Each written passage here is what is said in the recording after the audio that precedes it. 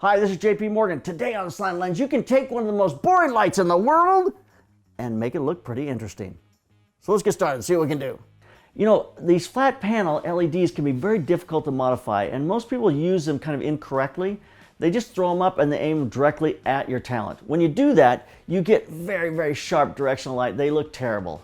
And it's just really not a good way to use these at all. It's multiple lights, got multiple different LEDs in there, and it just creates a lot of speculars on your talent. So the very first thing you do is you've got to modify this light. You've got to soften it somehow. The easiest way to soften it, the one that most people use, and kind of the reason these are difficult, it's really hard to put a softbox on there. There's a lot of people that make them. But the easiest thing to do, and the thing that I've seen done the most on set, is you just take a piece of diffusion paper and you tape it on the barn doors on the front of the light. Now you can use parchment paper. This parchment paper is going to soften it and give you a beautiful glow and do the very same thing. It's almost as good or better than a piece of diffusion material you get from Roscoe. But here's a piece of diffusion I've used on this light forever. I just tape this on the edge of the barn doors and I let this bubble out as far as I can get it. Now I'm just going to push my barn doors out and I'm going to stretch this, because what makes a softer source? A larger source makes a softer source. Now, of course, I always set my LED at about 50% when I set it up, if there's no diffusion on it, because I know I'm going to put diffusion on it. I'm going to lose a stop. So I'm going to come up and I'm going to open this up until I get a nice light back on her face. And there's a great light on her face. That looks fabulous. So there's the first step. That's a great way to use these LEDs, to put a piece of diffusion on it, a piece of parchment paper, and it just is a much softer light. I can now just set in here. I can quickly throw a light up on the side of her face, and I can open that up. It's interesting, if you look at that, if I put this towards the front, it's going to open up more of her front. If I bring it more to the back, it's going to give a rim light on the side of her hair. Now, another way to use these, which is really common, I do this a lot, is I leave this on full power. I'm going to open the barn doors all the way up, and I'm going to now take and aim this into the ceiling. But now it's very, very inefficient. I've lost a ton of exposure here, so I'm going to have to open my camera up a stop in order to get this to where it shows on her face. This is very much it's more of a cinematic kind of a look. It's bounced out of the ceiling. We're used to seeing light come from the ceiling.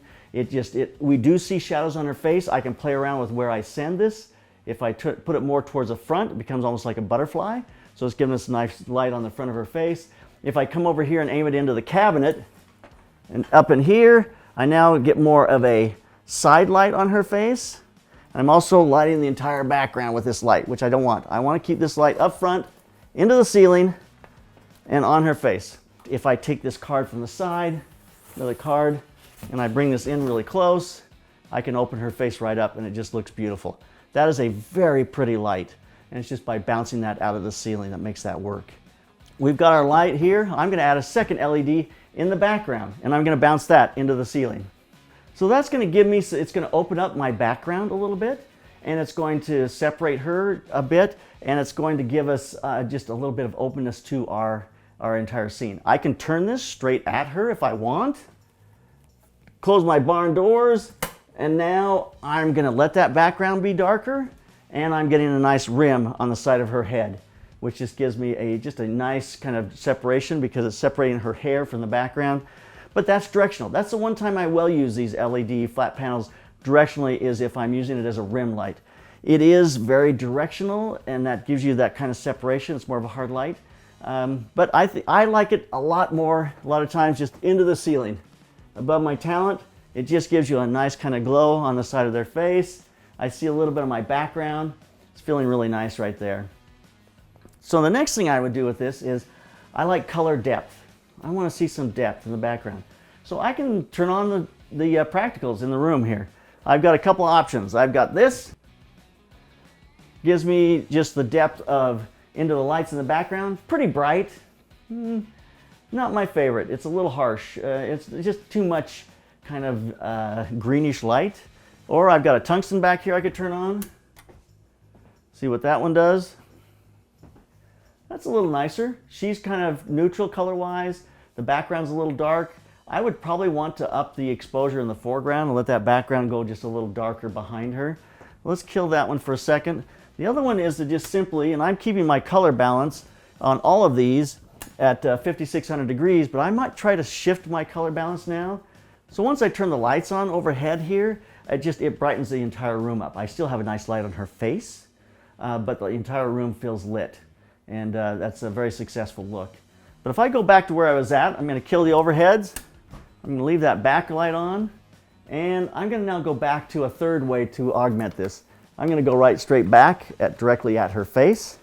So there's that directional light again. And I use these a lot in this case because I can make this a very large source. With this, I can come up here, and if I put this right next to my lens and bring it around, that directional light goes from being just really harsh on her face to a much softer look. I can get this around as close to my lens as possible, which means it's going to soften out, and it's going to just be a much prettier light on her face. I'll usually hang this on a stand, put it in front of my LED, and now I've got a beautiful kind of soft source that's going to wrap around the face and light the side of her face. Then you bring that fill card in and it just opens up the shadows of her face and looks really nice. I love to create color depth anytime I'm setting up a figure. And so what I have right now is 5600 degrees, clean light up front.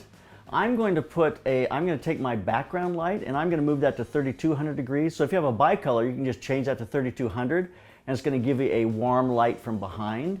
Or in my case, I'm going to put just a full CTO on the light. So I get that kind of warmth in the background. It gives me color depth. It just makes it more interesting. So that now makes the background just a little bit warm and gives us depth in there. All right, so let's talk about one more thing here, another way to modify this light. If you've got a wall that's real close right here, just flip this light around and you can bounce it off that wall. I'm starting to get it right now off the ceiling back there. I'm getting a nice split light. But then I just take a piece of foam core, put it on a light, and now I've got a lot of light happening off from this foam core. Look at her face. Look at how I move the foam core. I can move the foam core to the front and the background goes dark. If I move the foam core a little more towards the background, then the background goes bright. So I can control how I set this foam core, how close I set this foam core is really important. The more I turn this foam core more towards the front, and bounce it from the front of the camera. It gives a different light on the person's face. Look at that. If I tilt this down towards towards the floor, then the light goes off from the cabinets in the background and I get a nice light on her face, but the background's fairly dark. If I tilt it up towards the background starts to become a little brighter. So there you go. There's several different ways to be able to modify one of these flat panel LED lights. It's directional with diffusion, through a reflector, bouncing off a foam core, bouncing off the ceiling. Anytime I'm on set and we got to throw a light up really quickly in the background, I always bounce it out of the ceiling. That's where I start. It spreads it, it makes it a lot less directional and gives you a nicer light. Now you can go on and do 100 different things with that background light. Raking across the cabinets, bouncing it forward, bouncing it backwards. There's so many different things you can do, but this gives you a good idea on how to modify these. Do not set these up and aim them straight at your subject matter. It's just a terrible looking light. You can do so much better than that. So get out there and practice with these. Make sure you're modifying them every time you put one up. Modifying it means you're doing something to change the quality of the light. Make it brighter, make it darker, make it wider, make it softer. Just something to create a much nicer light. Look and experiment and play a little bit with it and you'll get great light. So there's a look at one of the most boring lights to work with in the world, yet you can make it pretty interesting. So you keep those cameras rolling and keep on clicking. The Lytra gear's going into that SKB 2011 case, so we're headed out.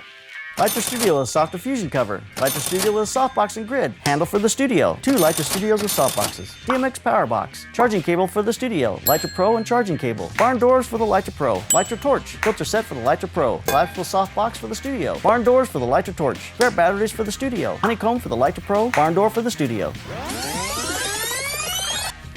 So there's all that blinding bright Lytra gear in that 2011 SKB case.